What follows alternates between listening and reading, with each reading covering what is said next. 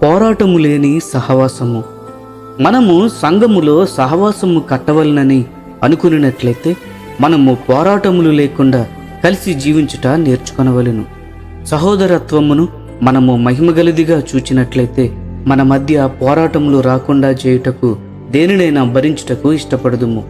క్రీస్తు మన తోటి విశ్వాసుల హృదయములలో నివసించుచుండుట చేత వారి ఎడల అన్ని వేళ దైవికమైన భయము కలిగి మరియు పూజ్య భావమును కలిగి మనము ప్రవర్తించుట చాలా ముఖ్యమై ఉన్నది.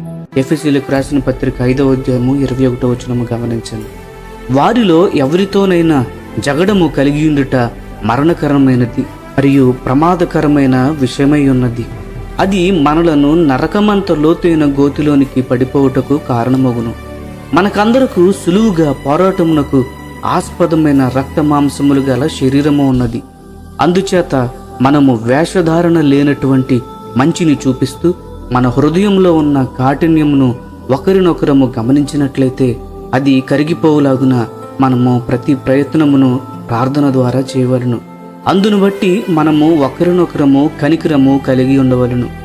మనము వేరువేరు సహోదరులతో గతములో మనకు గల సంబంధములను బట్టి జ్ఞానమును నేర్చుకొనవలను.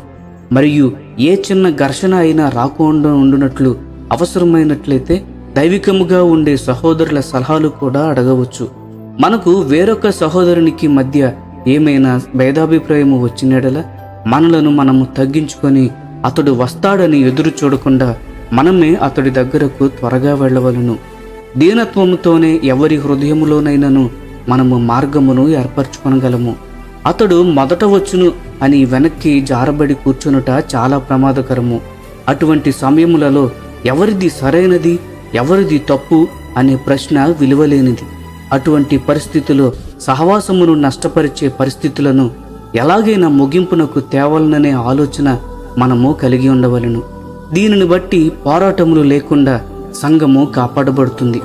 ఒకవేళ ఆ సమస్య మనము అయినచో ఏదో మాట వలనను లేక చేసిన ఏదో పని వలనను కలిగినట్లయితే అప్పుడు దానిపై వచ్చిన విమర్శను ఓపికతో వినవలెను.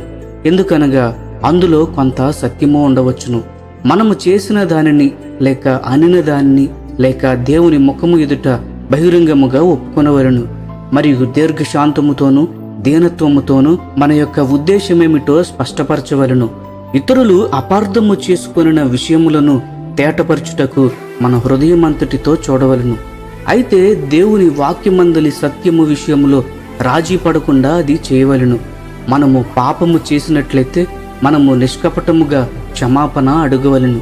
ఒక సహోదరుడు పాపము చేసినని అనుకున్న విషయములన్నిటిలో ప్రభు మత్తయి సువార్త 18వ అధ్యాయము 15-17 వచనములలో చెప్పబడిన సూచనలను మనము పాటించవలను. అక్కడ ప్రభు చెప్పినట్లు మన గురి సహోదరుని గెలుచుట. ఈ యొక్క విషయము కొరకై మనము ఉండవలను. అది మన గమ్యముగా మన సహోదరునితో ఒంటరిగా మొదట మాట్లాడవలను. ఒకవేళ ఆ పాపము అతడు అనిన మాటకును మనము వినిన దానికిను సంబంధించినదైనచో మరియు అతడు ఆ మాటను ఎప్పుడూ అనలేదని చెప్పినట్లయినా లేక మనము అర్థము చేసుకున్నది ఆయన ఉద్దేశము కాదని అనినచో అప్పుడు మనము పూర్తిగా అతడిని నమ్మవలను మరియు ఏ విధమైన అనుమానము లేకుండా ఉండవలను. ఏమైనప్పటికీ ఆ సహోదరుడు మన మాటలు విననొల్లకుండిన ఎడల తరువాత ప్రభువు చెప్పినదే చేయవలసి ఉన్నది. అది 2-3 సహోదరులతో కలిసి అతడితో మాట్లాడవలను. మరలా నీ గురి ప్రభువు చెప్పినట్లు ఆ సహోదరుని సంపాదించుకొనుటకు అయి ఉన్నది. మరలా ఆ సహోదరుడు వినుటకు తిరస్కరించిన ఎడల అప్పుడు ఆ విషయమును సంఘము ఎదుటకు తేవలను. అది పెద్దల దగ్గరకు అప్పటికిని అతడు వారి మాట కూడా లక్ష్యము చేయని ఎడల అప్పుడు మాత్రమే అతడిని అన్యునిగా పరిగణించవలను.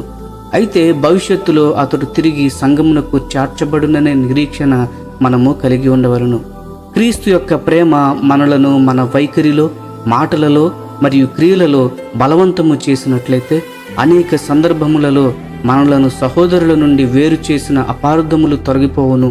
మరియు ఆత్మ యొక్క ఐక్యతలో సమాధాన బంధములో మనము సహవాసమును కట్టుకొన కలిగి ఉందము. ప్రియమైన స్నేహితులారా, ఈ సందేశములు మీకు ఆశీర్వాదకరంగా ఉన్నట్లయితే లైక్ చేయండి, సబ్స్క్రైబ్ చేయండి, అనేకులకు షేర్ చేయండి. మీ విలువైన అభిప్రాయములను కామెంట్ రూపంలో మాతో పంచుకొనండి.